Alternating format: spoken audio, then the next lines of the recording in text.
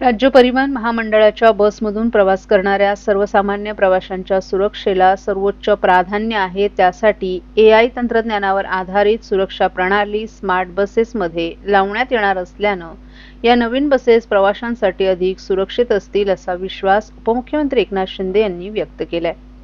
ST महामंडळाच्या ठाणे-नागपूर दरम्यान चालवण्यात येणाऱ्या स्मार्ट बसेसमध्ये बसवण्यात आलेल्या IT सुरक्षा प्रणालीची पाहणी उपमुख्यमंत्र्यांनी ठाण्यात केली, त्यावेळी ते बोलत होते।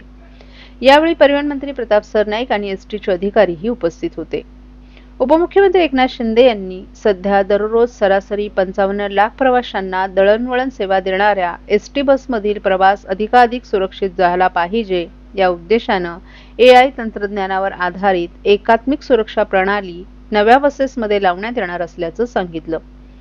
चालकाच्या बस चालवण्याच्या पद्धतीपासून बसमध्ये बसलेल्या प्रवाशांच्या हालचालींवर देखरेख करणाऱ्या CCTV कॅमेऱ्यांसोबत वायफाय, LED स्क्रीन, GPS प्रणालीसह फोम बेस आग प्रतिबंधक प्रणाली देखील बसवण्यात येणार असल्याचं त्यांनी सांगितलं। या उपकरणांमुळे महिलांना सुरक्षितरित्या प्रवास करता येणं शक्य होणार असून चालकाला गाडी चालवणं अधिक सोपं होणार आहे। तसंच त्यानं मद्यपान केलं असलं किंवा त्याला झोप येत असली तरीही सायरनद्वारे लगेच कळणार असल्यानं प्रवाशांना सुरक्षितरित्या प्रवास करता येणं शक्य होणार असल्याचं उपमुख्यमंत्री एकनाथ शिंदे यांनी सांगितलं। मी मंत्री प्रताप सरनाईक यांचं अभिनंदन करतो। मी स्वतः बसमध्ये पाहिलं, त्यामध्ये सगळे CC कॅमेरे आहेत, AI चा अंतर्भाव या ठिकाणी करतायत।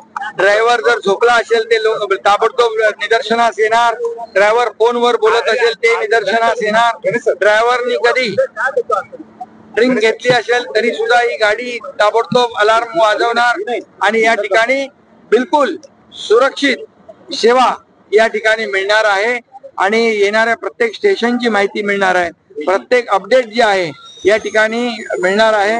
विशेष करून महिलांसाठी आपल्या लाडक्या बहिणींच्या सुरक्षिततेच्या दृष्टिकोनातून ही पूर्णपणे फुल प्रूफ सुरक्षित बस सेवा आणि स्मार्ट सेवा या ठिकाणी आजपासून सुरू होते। याचा लाभ प्रवाशांना होईल आणि होणारे अपघात टळतील, होणारे दुर्घटना ज्या आहेत त्या टळतील आणि जे काही बसमध्ये होणारे गैरप्रकार आहे या सगळ्याला 100% फुल स्टॉप मिळेल।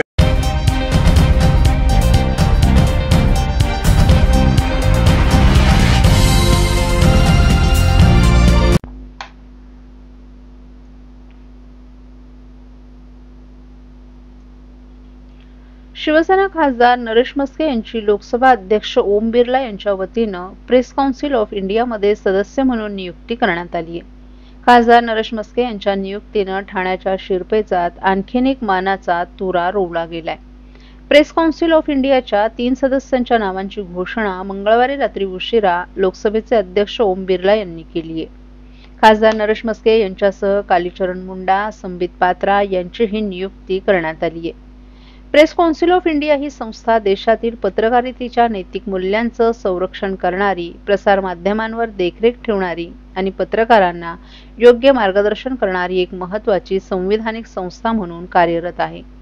नरेश मस्के यांच्यासारख्या अभ्यासू नेतृत्वाची आणि वक्तृत्वाची या परिषदेवर नियुक्ती झाल्यानं लोकशाहीच्या चौथ्या स्तंभाला निश्चितच नवं बळ मिळेल असा विश्वास शिवसेनेचे गटनेते खासदार डॉ. श्रीकांत शिंदे यांनी व्यक्त केलाय। खासदार नरेश मस्के यांना नुकताच संसद रत्न पुरस्कार जाहीर झालाय। खासदार नरेश मस्के हे महत्त्वपूर्ण केंद्रीय गृहनिर्माण आणि नागरी व्यवहार समितीच्या स्थायी समितीचे सदस्य तसंच वक्फ दुरुस्ती विधेयक 2024 छाननीसाठी नेमण्यात आलेल्या संयुक्त संसदीय समितीचे सदस्य, रेल्वे सल्लागार समितीचे सदस्य, हिंदी भाषा सल्लागार समिती, पोस्ट आणि दूरसंचार मंत्रालय सल्लागार समिती सदस्य म्हणून कामकाज पाहत आहेत।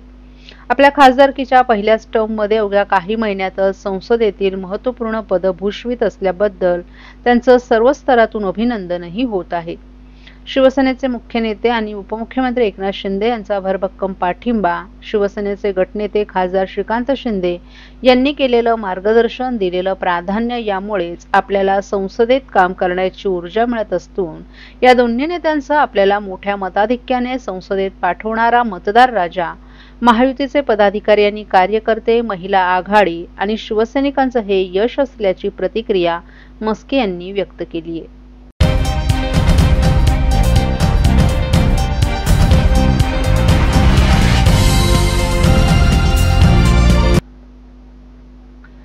ठाणे स्टेशनवरील वाढती गर्दी आणि पावसामुळे निर्माण झालेल्या त्रासाला घेऊन महाराष्ट्र नवनिर्माण सेनेचे नेते अविनाश जाधव यांनी प्रशासनाला थेट इशारा दिलाय. 2 दिवसांपूर्वी त्यांच्या फेसबुकवर एका महिलेनं कमेंट करत स्टेशनवरील शेड नसल्यामुळे महिलांना भिजत जावं लागत असल्याची तक्रार केली होती. या पार्श्वभूमीवर जाधव यांनी स्वतः पाहणी दौरा केला. 300 ते 400 मीटर भागात अजूनही छत बसवलं नसून पावसाळा सुरू झाला असून स्टेशनवरील शौचालय बंद असल्याचं त्यांनी सांगितलं. फलाटांवरील पत्रे तुटलेत आणि काही ठिकाणी पत्रे थेट विद्युत तारांवर अडकलेत. हे प्रशासन झोपलेलंच प्रशासन असून 4 दिवसात काहीच बदल न झाल्यास मनसेकडून तीव्र आंदोलन करण्यात येईल असा इशारा त्यांनी दिलाय. याशिवाय त्यांनी ठाणे स्टेशनला हेरिटेजचा दर्जा देण्याची मागणी करत स्टेशनचं सुशोभीकरण करण्याची गरजही अधोरेखित केली. नारायण राणेंवर टीका करत त्यांनी राज ठाकरे यांनी तुमच्यासाठी सभा घेतली, आज आमचं अस्तित्व विसरू नका असं सांगितलं.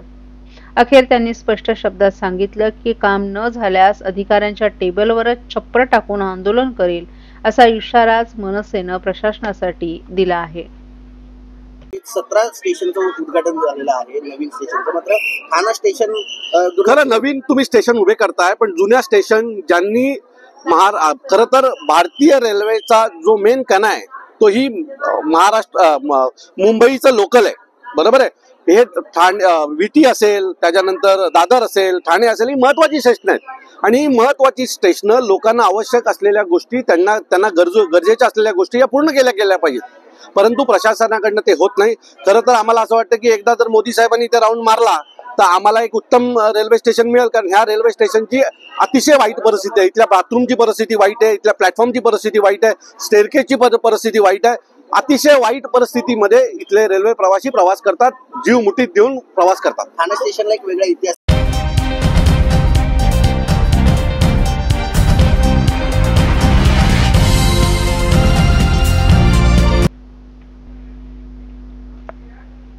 लाडकी बहीण योजना कधीच बंद होणार नाही. आपण मुख्यमंत्री असताना ज्या योजना आणल्या होत्या, तसंच देवेंद्र फडणवीस, अजित पवार आणि आमच्या टीमनं जे वचन दिले ते टप्प्याटप्प्यानं पुढील काळात पूर्ण करणार असा दावा उपमुख्यमंत्री एकनाथ शिंदे यांनी केलाय. ठाण्यात उपमुख्यमंत्री एकनाथ शिंदे यांच्या उपस्थितीत बुधवारी सकाळी नाशिकच्या माजी आमदार निर्मला गावित यांच्यासह नाशिकमधील ठाकरे गटाच्या काही पदाधिकाऱ्यांनी शिवसेना शिंदे गटात प्रवेश केलाय. यावेळी एकनाथ शिंदे बोलत होते. लाडकी बहीण योजनेला निधी मिळणार नाही असं विरोधक म्हणत होते, परंतु निधी मिळाला ही योजना सुरूच राहणार असल्याचं त्यांनी सांगितलं. विरोधकांचा तुम्ही सुफडा साफ केला होता, ते लोक आता उलटसुलट चर्चा करत असतात. त्यांच्या चर्चांना आपल्याला उत्तर द्यायची गरज नाही. आपण आपलं काम करू असंही शिंदे यांनी सांगितलं.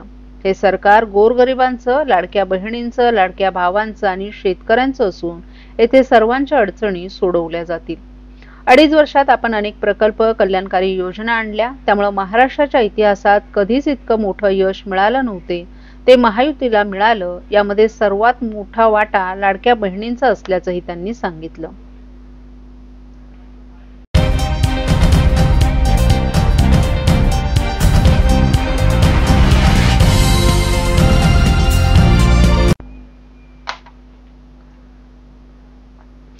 कोविड काळात खिचडीमध्ये घोटाळा, बॉडीबॅग खरेदीमध्ये घोटाळा करणारे खरे भ्रष्टाचारी असून त्यांना शिवसेनेचे मुख्य नेते आणि उपमुख्यमंत्री एकनाथ शिंदे यांच्यावर टीका टिप्पणी करण्याचा अधिकार नाही असा हल्लाबोल शिवसेनेचे खासदार नरेश म्हस्के यांनी उभाटा गटावर केलाय. ठाण्यातील आनंद आश्रम येथे आयोजित पत्रकार परिषदेत ते बोलत होते. आपण महापौर असताना ठाणे महापालिकेनं कोरोना काळात 350 रुपयांनी बॉडीबॅगची खरेदी केली. मात्र त्याच कंपनीची बॉडीबॅग मुंबई महापालिकेनं 7,000 रुपयांना खरेदी केली. खिचडी घोटाळ्यात सूरज चव्हाण जेलमध्ये गेला. तो कोणाचा मित्र आहे? पत्राचाळ घोटाळ्यात संजय राऊत जेलमध्ये गेले. त्यामुळे भ्रष्टाचार करणाऱ्यांना शिंदे यांच्यावर बोलण्याचा आणि टीका करण्याचा अधिकार नसल्याचं खासदार म्हस्के यांनी खडसावलं. महाविकास आघाडी सरकारमध्ये मुंबईच्या नियोजन बैठकीत नगरविकास मंत्री एकनाथ शिंदे यांना डावललं जात होतं असा गौप्यस्फोटही खासदार म्हस्के यांनी यावेळी केला. या संदर्भात संजय राऊत यांच्याकडे विचारणा केली असता मुंबई महापालिका हा विषय ठाकरे फॅमिलीचा असून सर्व निर्णय ठाकरे फॅमिली आणि मित्र परिवार घेणार. एकनाथ शिंदेंना सांग मुंबई महापालिकेत लक्ष घालू नका, हा माझा निरोप दे असं वक्तव्य राऊत यांनी केल्याचा दावाही खासदार म्हस्के यांनी केला. संजय राऊत यांनी धर्मवीर आनंद दिघे यांचा कायमच द्वेष केला. राऊत यांच्या मुलाखतीमुळेच दिघे यांना टाळा लागला. त्यामुळे राऊत यांच्या स्वप्नात धर्मवीर आनंद दिघे जाणं कधीच शक्य नाही असंही नरेश म्हस्के यांनी सांगितलं. या उलट हिंदू हृदय सम्राट बाळासाहेब ठाकरे हे आपल्या स्वप्नात आले होते असंही खासदार नरेश म्हस्के यांनी सांगितलं. बाळासाहेबांनी उपमुख्यमंत्री एकनाथ शिंदे यांनी मुसळधार पावसातही मुंबई आणि ठाण्यात केलेल्या कामाचं कौतुक केल्याचं खासदार नरेश म्हस्के यांनी सांगितलं. आता मी कालही काही वाहिन्यांवरती बोललो.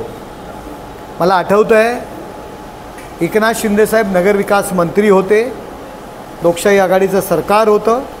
मुंबईच्या नियोजनामध्ये एकनाथ शिंदेसाहेबांना बोलवायचे नाहीत, परस्पर निर्णय घ्यायचे, या संदर्भात हे आमच्या लक्षात येत होतं, दिसून येत होतं. मी स्वतः संजय राऊत यांच्याकडे मी गेलो होतो आणि त्यांना हा प्रश्न मी विचारला होता. त्यावेळी संजय राऊत म्हणाले होते, अरे एकनाथला सांग मुंबई महानगरपालिकेमध्ये नक्ष नका घालू, हा माझा निरोप दे.